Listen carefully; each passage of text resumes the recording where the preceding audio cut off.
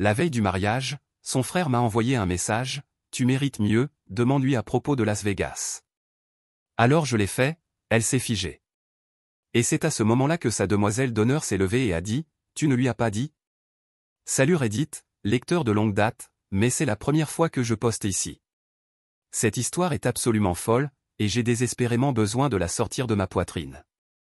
Les noms ont été changés pour des raisons évidentes, sauf pour les membres de la famille qui font partie de ce chaos. Très bien les gars, accrochez-vous, car cette histoire va complètement vous bouleverser. Je m'appelle Ryan, j'ai 32 ans et je travaille comme conseiller principal en investissement pour l'une des grandes sociétés financières ici à Denver, Colorado. Je ne vais pas mentir ni essayer d'être modeste, je gagne extrêmement bien ma vie sur le plan financier. Mon salaire de base tourne autour de 290 000 $, auxquels s'ajoutent des primes de performance qui peuvent facilement atteindre 6 chiffres les bonnes années.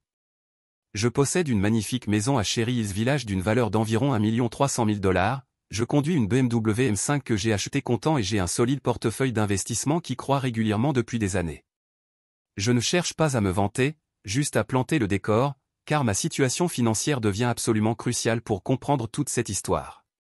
Il y a 2 ans j'ai rencontré une femme nommée Jessica lors d'un gala de charité au centre-ville.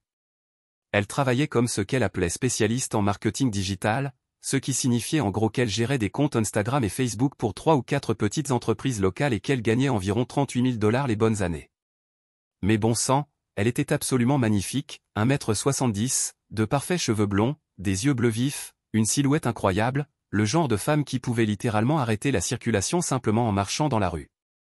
Et elle savait exactement à quel point elle était belle. Elle avait cette manière incroyable de te faire sentir que tu étais la personne la plus importante et la plus intéressante de toute la pièce quand elle te parlait. Avec le recul maintenant et une parfaite lucidité, les signaux d'alerte étaient absolument partout dès le premier jour, mais j'étais beaucoup trop épris et aveuglé pour en remarquer aucun. Chaque rendez-vous devait avoir lieu dans les restaurants les plus chers et les plus exclusifs de la ville. Quand nous faisions du shopping ensemble, elle dérivait toujours naturellement vers les sections de luxe et me lançait ses yeux irrésistibles de chiot jusqu'à ce que j'achète l'article coûteux qui avait attiré son attention. Son appartement était un minuscule une pièce exiguë à l'eau qui devait consommer environ 60% de son revenu mensuel, mais elle insistait absolument pour y vivre car c'était tendance et soi-disant bon pour son image professionnelle et sa présence sur les réseaux sociaux. Voilà ce que je comprends maintenant, j'avais travaillé d'arrache-pied pendant presque une décennie entière pour bâtir ma carrière et mon portefeuille financier, mais ma vie sociale et amoureuse était pratiquement inexistante. Je travaillais probablement 70 heures par semaine, je passais mes week-ends à étudier les tendances du marché et à gérer les portefeuilles des clients et j'avais peut-être eu 3 rendez-vous au cours des 2 années précédentes.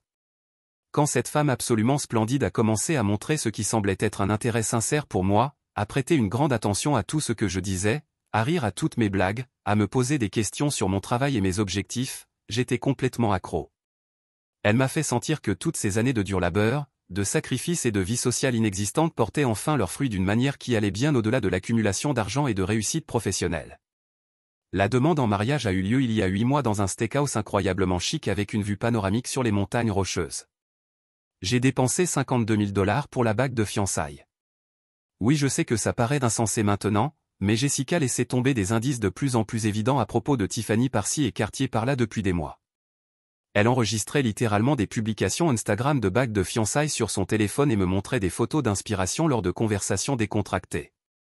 Quand je me suis enfin mis à genoux devant tout le restaurant, elle a immédiatement fondu en larmes de joie et elle publiait déjà des photos et des vidéos sur les réseaux sociaux avant même d'avoir dit oui à ma demande. Cette publication sur la bague de fiançailles a reçu plus de likes et de commentaires sur son compte Instagram que n'importe quelle autre publication qu'elle avait jamais faite de toute sa vie. Les préparatifs du mariage sont immédiatement devenus une production absolument massive qui semblait devenir plus compliquée et plus coûteuse chaque semaine. Le lieu seul coûtait 31 000 $ pour une seule journée dans cette station exclusive à Hawaï qu'elle avait vue dans un magazine de mariage. Sa robe coûtait 4 800 $ et nécessitait 3 essayages distincts avec une couturière spécialisée qui venait du Nouveau-Mexique. Elle insistait absolument pour que nous ayons un photographe professionnel, un vidéaste séparé et quelqu'un avec un drone professionnel pour les prises de vue aériennes de la cérémonie et de la réception. La facture de restauration était estimée à 18 000 $ parce qu'elle exigeait un menu biologique haut de gamme avec du bœuf nourri à l'herbe et du saumon sauvage. Je finançais à moi seul son rêve de mariage de princesse de conte de fées. Pendant qu'elle avait peut-être contribué à peine 2 500 $ à l'ensemble de l'événement, et même cet argent venait en réalité de moi car je le lui avais donné pour diverses dépenses au fil des mois, je continuais à me dire que tout cela était totalement normal et que je devais m'y attendre. C'était ce que les hommes qui réussissaient, dans ma position, étaient censés faire, travailler incroyablement dur, gagner beaucoup d'argent et ensuite gâter la belle femme qu'ils aiment. Tous mes collègues mariés et amis avaient des histoires similaires de mariages coûteux et d'épouses exigeantes qui s'attendaient à être traitées comme des princesses. Je me disais que c'était simplement le prix à payer pour avoir une partenaire magnifique, qui élevait ton statut social et rendait les autres hommes jaloux. Le voyage d'enterrement de vie de jeune fille à Las Vegas était entièrement l'idée de Jessica, du début à la fin. Elle avait dit que ce serait juste elle, sa demoiselle d'honneur Chelsea et 2 amis d'université avec qui elle était restée en contact. Rien de fou ni de sauvage, bébé, juste quelques soins de spa relaxants, du temps à la piscine et peut-être un spectacle. Elle m'avait rassuré à plusieurs reprises. Le voyage entier avait coûté environ 9 200 $ une fois additionnés les vols, la suite de luxe à l'hôtel, tous les repas, les billets de spectacle, l'argent de poche pour le shopping et les dépenses diverses. J'avais couvert absolument chaque centime parce que ses amis ne pouvaient pas se permettre de payer leur part et elle affirmait qu'elle ne voulait pas partir seule ni se contenter d'une expérience moins chère qui ne serait pas digne d'Instagram. Tout au long du week-end, elle m'envoyait des photos montrant des activités typiques d'un enterrement de vie de jeune fille, des photos de groupes dans des brunchs branchés, les 4 d'entre elles allongées au bord de la piscine dans des maillots assortis, recevant des massages en duo dans un spa coûteux, essayant des tenues ridicules dans diverses boutiques du strip. Tout semblait complètement innocent, amusant et exactement ce qu'on pouvait attendre d'un tel week-end. Elle m'appelait chaque après-midi vers 2 ou 3 heures, toujours depuis leur chambre d'hôtel, paraissant un peu fatiguée et détendue après leurs activités.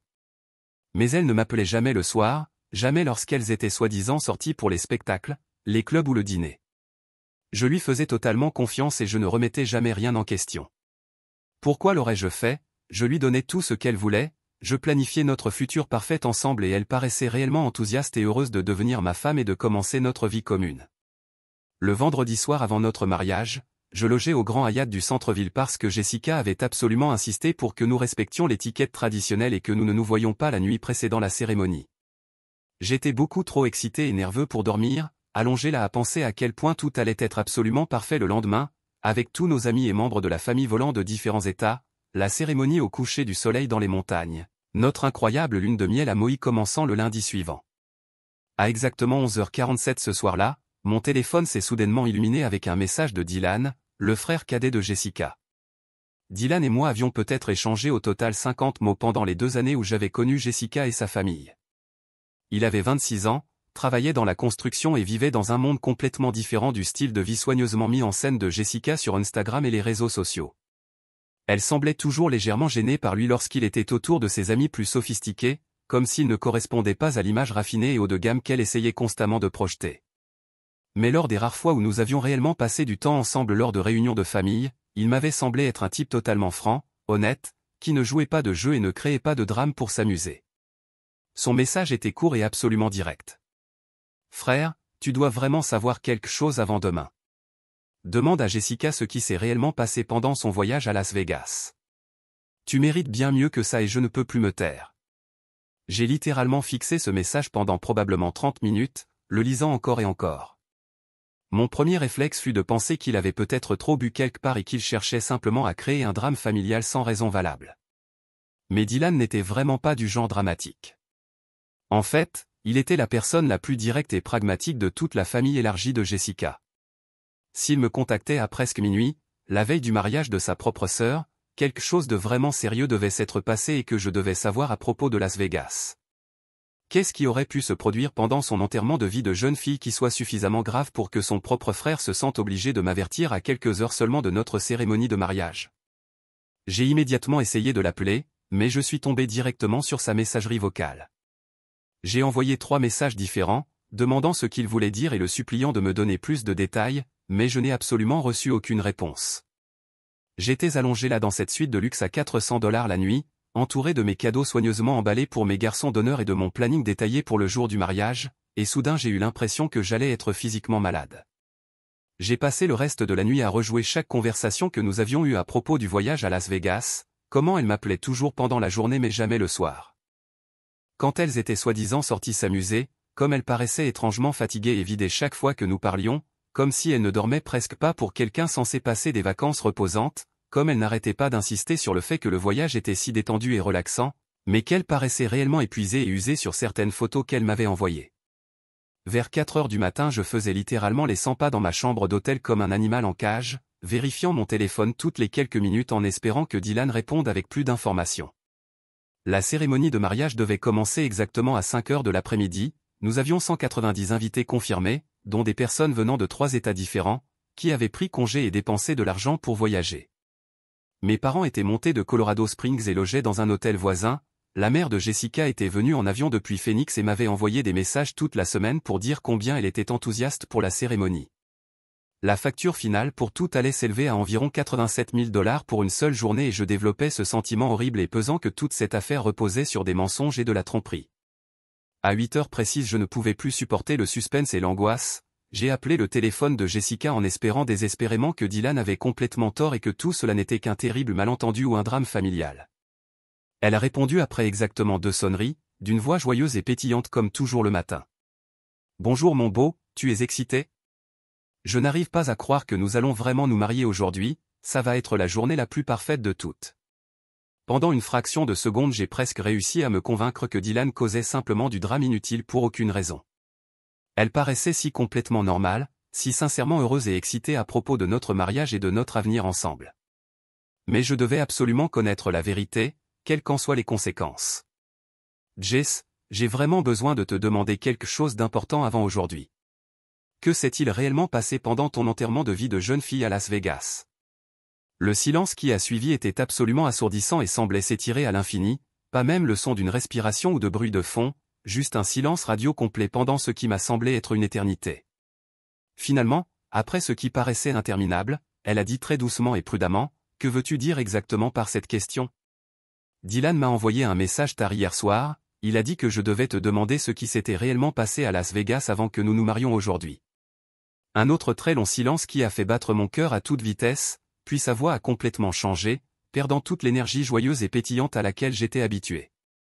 Dylan ne sait absolument pas de quoi il parle, il essaie juste de causer des problèmes et du drame pour rien. Donc absolument rien ne s'est produit dont tu devrais te soucier, rien d'important ou de significatif ne s'est passé. Mais j'ai immédiatement remarqué le choix de mots très spécifiques, rien d'important, et non, rien ne s'est passé, rien d'important ou de significatif. C'est alors que j'ai commencé à entendre d'autres voix en arrière-plan dans sa chambre d'hôtel, plusieurs voix féminines semblant avoir une dispute de plus en plus vive, puis la voix de Chelsea est passée clairement dans le téléphone. « Dis-lui toute la vérité Jessica, tu ne peux absolument plus continuer à mentir à ce sujet. Il mérite de savoir. » Mon estomac est immédiatement tombé au sol. Chelsea savait évidemment quelque chose de significatif, quoi qu'il se soit passé à Las Vegas, sa demoiselle d'honneur et meilleure amie était au courant et pensait clairement que Jessica devait tout me confesser immédiatement. « Dis-moi quoi exactement ?» ai-je dit au téléphone, ma voix probablement tremblante. Jessica est restée complètement silencieuse pendant plusieurs longues secondes, puis elle a dit, « Ce n'est vraiment pas ce que tu penses du tout, ça ne signifiait absolument rien pour moi. » Qu'est-ce qui exactement ne signifiait rien? Je suis tombé par hasard sur quelqu'un que je connaissais à l'université pendant que nous étions dehors une nuit. Nous avons parlé et nous nous sommes souvenus du bon vieux temps, c'est littéralement tout. On ne ment pas à propos de rencontres accidentelles avec de vieux amis et de conversations innocentes. On n'a pas son propre frère qui prévient son fiancé à propos d'interactions sociales banales. On n'a certainement pas sa demoiselle d'honneur qui insiste pour qu'on confesse une simple rencontre inoffensive avec une connaissance de fac. Est-ce qu'il s'est passé quelque chose de physique entre toi et cette personne, ai-je demandé aussi directement que possible. Non, mon Dieu non Ryan, ce n'était absolument pas ça du tout. Alors c'était quoi exactement, aide-moi à comprendre. Très longue pause. Nous avons parlé du passé et peut-être un peu embrassé. J'étais vraiment fatigué et j'ai fait une erreur stupide. Ça ne signifiait absolument rien pour moi. J'ai eu l'impression que quelqu'un venait de me frapper directement dans la poitrine avec un poing américain. Elle avait embrassé un autre homme 3 semaines avant notre mariage à Las Vegas et était ensuite rentrée à la maison en agissant comme si absolument rien ne s'était passé, pendant que je planifiais notre lune de miel et finalisais d'innombrables détails et dépenses de mariage. Y a-t-il autre chose que je devrais savoir? J'ai demandé même si je redoutais la réponse. Je te promets que c'est tout, juste ce stupide baiser insignifiant, et je l'ai immédiatement regretté après. Mais quelque chose dans sa voix et son ton me disait qu'il y avait définitivement bien plus que cette histoire. Puis la voix de Chelsea est passée de nouveau au téléphone, beaucoup plus forte et insistante cette fois. Dis-lui pour la chambre d'hôtel Jessica, dis-lui pour tous les messages que tu as envoyés. Quelle chambre d'hôtel, quel message, ai-je exigé, ma voix montant. La voix de Jessica s'est complètement brisée. Ryan, s'il te plaît, laisse-moi tout expliquer en personne quand je te verrai. J'ai immédiatement raccroché et conduit droit vers son hôtel aussi vite que légalement possible, pas le Grand Hyatt où je logeais, mais un de ces hôtels boutiques branchés du centre-ville qui coûtait $450 la nuit et qui devait être parfaitement digne d'Instagram pour toutes ses photos de préparation et ses stories sur les réseaux sociaux.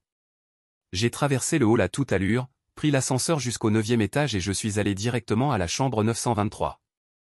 J'ai frappé une fois, fort et bruyamment. Chelsea a ouvert la porte immédiatement. Elle portait un peignoir blanc, ses cheveux encore dans les bigoudis, pas de maquillage, l'air de n'avoir pas dormi depuis des jours. Elle est sur le balcon, dit Chelsea aussitôt sans aucune salutation, et Ryan, elle t'a menti sur bien plus qu'un simple baiser innocent. J'ai trouvé Jessica dehors sur le petit balcon, encore en pyjama, tenant une tasse de café avec des mains qui tremblaient visiblement. Elle n'arrivait même pas à me regarder quand je me suis assis sur la chaise juste à côté d'elle. Commence à parler tout de suite, ai-je dit fermement, tout, la vérité complète, plus aucun mensonge. Elle a pris une longue respiration tremblante avant de parler. Il s'appelle Brad, je suis sorti avec lui en 3e année d'université pendant environ 8 mois. Il était à Vegas exactement le même week-end pour l'enterrement de vie de garçon d'un ami. Comment as-tu soi-disant croisé cet homme par hasard? Je ne l'ai pas exactement croisé au hasard ni par coïncidence. En fait, il m'avait envoyé un message plusieurs jours avant notre voyage. Il avait vu dans ma story Instagram que j'allais être à Vegas ce week-end-là. Mon cœur a sombré encore plus profondément dans mon estomac. Donc tu avais réellement prévu de retrouver ton ex-petite amie pendant ton enterrement de vie de jeune fille?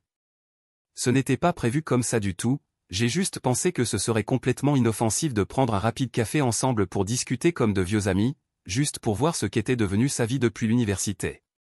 Et qu'est-il arrivé après ce soi-disant café innocent? Elle est restée silencieuse très longtemps, baissant les yeux vers ses mains et gigotant nerveusement. Nous avons fini par retourner dans sa chambre d'hôtel pour continuer à parler en privé. Voilà, la vérité que je savais déjà venir mais que j'espérais désespérément ne pas être réelle.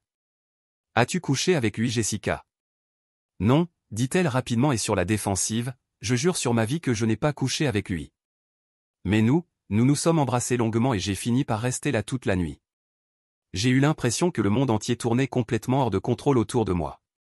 Tu as passé toute la nuit dans la chambre d'hôtel de ton ex-petite amie 3 semaines avant notre mariage. Je me suis endormi sur son canapé d'épuisement, dit-elle en se défendant, rien d'autre ne s'est passé après les baisers. Quand je me suis réveillé le lendemain matin, je me suis senti absolument horrible à propos de tout et je suis parti immédiatement. Et les autres nuits, qu'en est-il? Tu étais à Vegas pendant 4 jours complets. Elle a commencé à pleurer bien plus fort maintenant. Je l'ai revue 2 autres fois pendant le voyage, juste pour dîner et parler encore.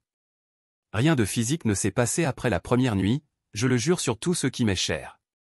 J'ai fixé cette femme que j'étais censé épouser dans seulement 7 heures.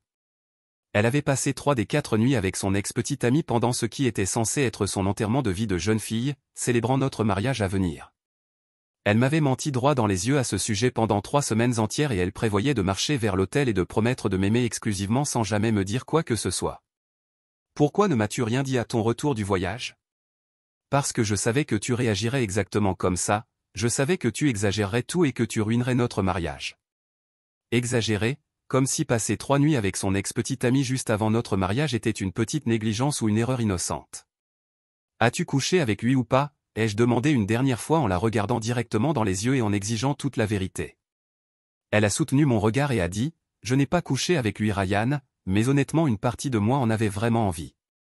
Cette dernière phrase a complètement détruit ce qui restait de mon cœur et de ma confiance.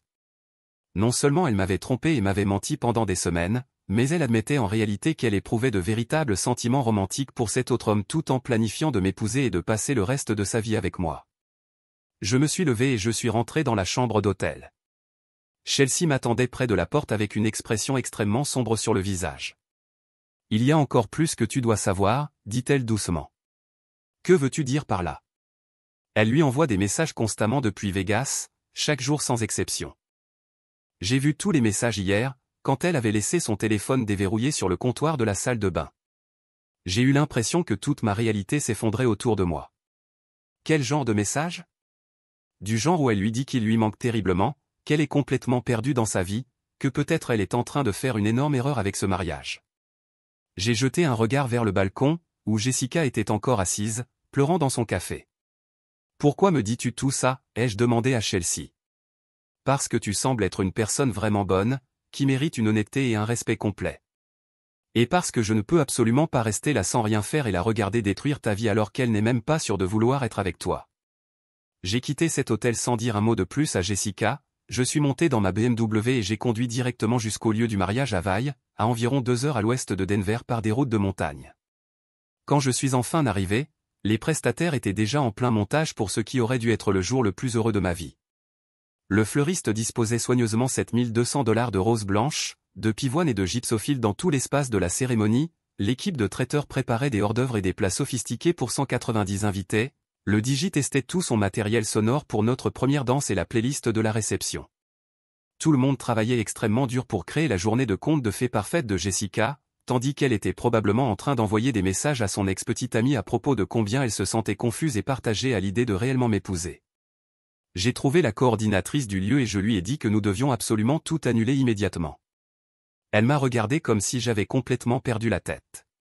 Annuler tout? La cérémonie est censée commencer dans exactement 7 heures. Je comprends le timing, annuler quand même. Je paierai toutes les pénalités et frais d'annulation que vous devez facturer, mais s'il vous plaît arrêtez toute l'installation et renvoyez tous les prestataires chez eux. Elle m'a fixé avec un choc et une incrédulité complets. Monsieur, êtes-vous absolument certain de cette décision? C'est un événement extrêmement coûteux à annuler à un délai si court. J'en suis absolument certain, commencez à passer les appels nécessaires. J'ai passé les 2 heures suivantes à passer les appels les plus difficiles et déchirants de toute ma vie, d'abord à mon témoin Trevor pour lui expliquer ce qui se passait et pourquoi, puis à mes parents qui étaient déjà en train de s'habiller dans leur chambre d'hôtel, puis individuellement aux photographes, aux vidéastes, à la société de transport, au bloc de chambre d'hôtel et à tous les autres prestataires impliqués. Chaque conversation était pratiquement identique, le mariage est annulé pour des raisons personnelles. Envoyez-moi les factures finales et frais d'annulation que vous devez appliquer. Vers 2 heures de l'après-midi la nouvelle s'était répandue rapidement dans les 2 familles élargies et nos groupes d'amis. Mon téléphone explosait littéralement d'appels confus, inquiets et furieux de proches et d'amis exigeant des explications. Jessica m'a appelé 23 fois en une seule heure, je n'ai pas répondu une seule fois. Vers 3 heures les invités commençaient à arriver au lieu du mariage, même si nous avions désespérément essayé de contacter absolument tout le monde sur notre liste. J'ai dû rester dans le parking et expliquer personnellement à environ 60 personnes qu'il n'y aurait pas de mariage aujourd'hui. La plupart ont été totalement compréhensifs et solidaires après que je leur ai donné une brève explication, quelques-uns étaient vraiment furieux d'avoir pris congé et dépensé de l'argent en voyage pour rien. La mère de Jessica a complètement perdu la tête et m'a hurlé dessus devant tout le monde, m'accusant d'avoir humilié sa fille publiquement et gaspillé le temps et l'argent précieux de tous.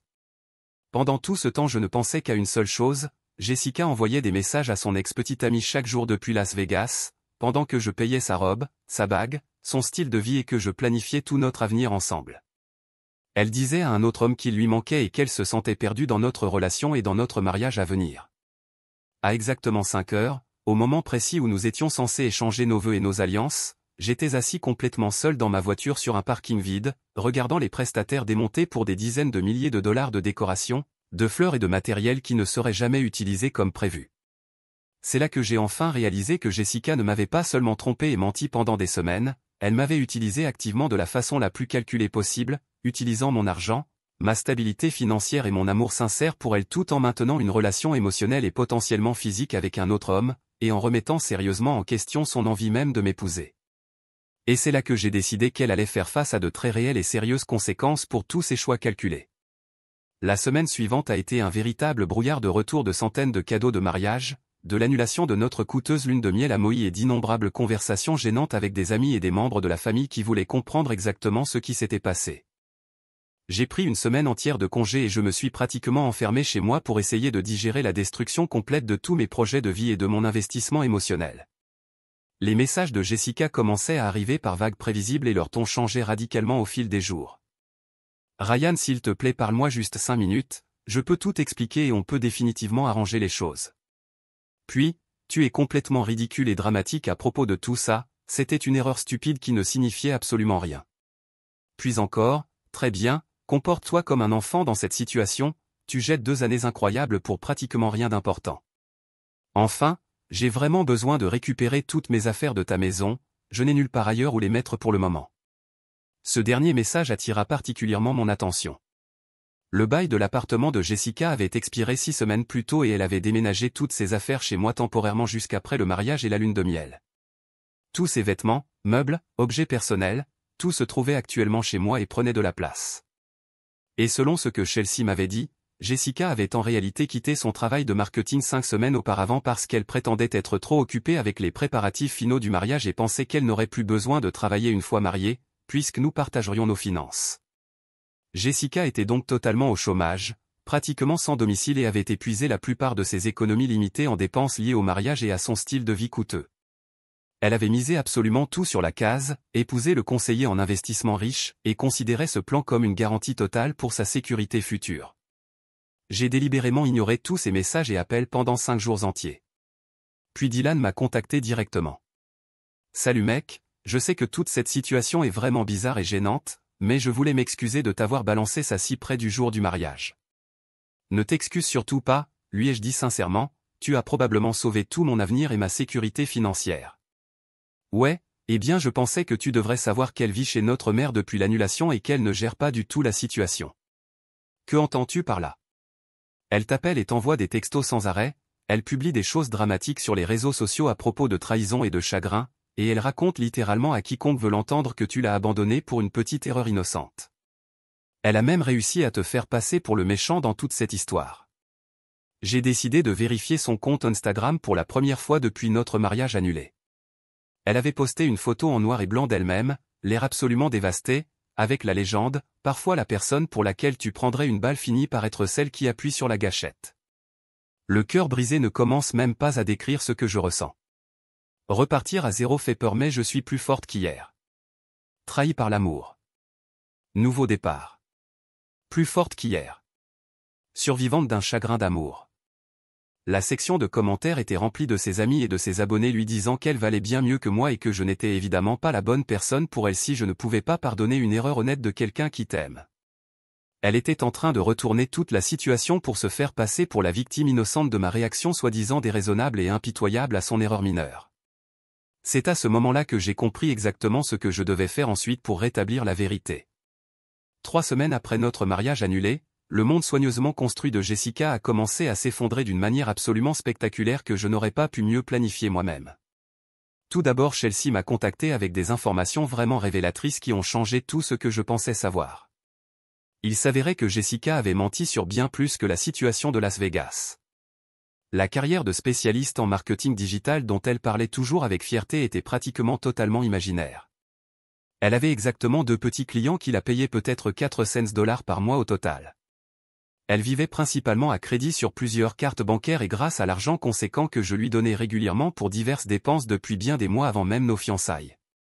Mais voici la partie vraiment incroyable qui m'a soufflé l'esprit, Chelsea avait découvert que Jessica avait planifié de retrouver Brad à Las Vegas depuis le tout début. Elle avait en réalité secrètement acheté un billet d'avion pour lui rendre visite à Phoenix la semaine suivant la fin de notre lune de miel. Elle prévoyait littéralement de m'épouser, de partir en coûteuse lune de miel que j'avais entièrement payée, puis immédiatement de s'envoler en Arizona pour passer du temps romantique avec son ex-petite amie, pendant que je pensais qu'elle rendait simplement visite à une amie de l'université. Armé de ces informations choquantes, j'ai décidé qu'il était définitivement temps de dire la vérité de manière stratégique dans nos cercles sociaux. J'ai commencé par contacter plusieurs amis communs et simplement partager les faits de base sur ce qui s'était réellement passé, pas d'une manière vindicative ou colérique, juste avec une honnêteté totalement directe.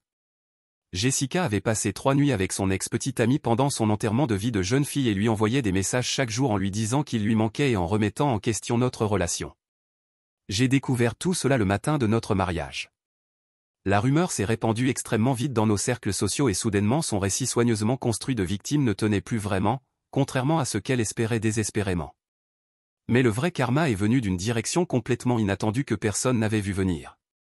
4 semaines après notre mariage annulé, Jessica m'a appelé en pleurs, totalement hystérique.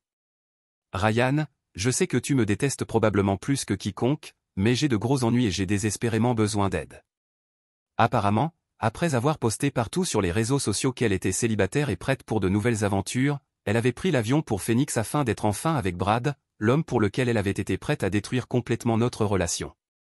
Il l'avait totalement ghosté après seulement 3 jours et lui avait laissé une note d'hôtel de $1 400 qu'elle ne pouvait pas payer.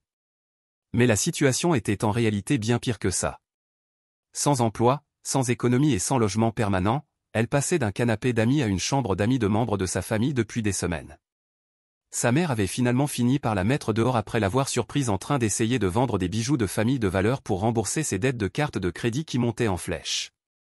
Je n'ai littéralement nulle part où aller maintenant, sanglotait-elle désespérément au téléphone, je dors dans ma voiture depuis 4 jours d'affilée, j'ai fait une énorme erreur dans toute ma vie, je t'aime et je n'aurais jamais dû faire tout ça. Où exactement dors-tu maintenant, ai-je demandé. Je me gare dans différents gymnases ouverts 24 heures sur 24 en ville parce qu'ils ont des toilettes et des douches que je peux utiliser, je suis complètement désespéré et je ne sais pas quoi faire.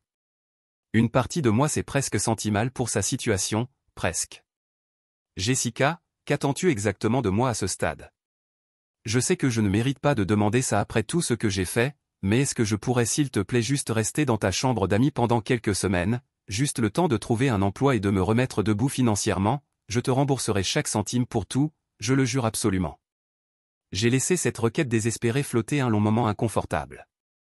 Donc, laisse-moi m'assurer que je comprends bien la situation, ai-je dit lentement, tu m'as trompé avec ton ex-petite amie, tu m'as menti pendant des semaines, tu avais prévu de me tromper à nouveau après notre lune de miel, tu m'as fait passer pour le méchant quand j'ai annulé notre mariage, et maintenant tu veux que je te sauve des conséquences naturelles de tes propres choix. Je sais exactement à quoi ça ressemble, mais je suis vraiment désespéré maintenant, je ferai littéralement n'importe quoi pour arranger les choses d'une manière ou d'une autre, absolument tout ce que tu demandes. Oui, absolument tout? Oui. Poste toute la vérité complète sur les réseaux sociaux, dis à tout le monde exactement ce qui s'est passé à Las Vegas, que tu lui envoyais des messages chaque jour depuis, et que tu avais déjà acheté des billets pour le voir après notre lune de miel. Dis-leur la vraie raison pour laquelle notre mariage a été annulé. Silence total pendant un très long moment. Si tu fais exactement ça, je te donnerai $3000 pour t'aider à te remettre debout, si tu ne le fais pas, perds mon numéro pour toujours et ne me contacte plus jamais. Elle a raccroché immédiatement sans dire un mot. 37 minutes plus tard elle m'a rappelé avec un ton complètement différent. D'accord, je vais le faire exactement comme tu l'as dit. Ce soir-là, Jessica a publié une confession détaillée et publique sur Instagram admettant absolument tout, l'histoire de Vegas, tous les mensonges, les textos quotidiens, les billets d'avion pour Phoenix, chaque détail.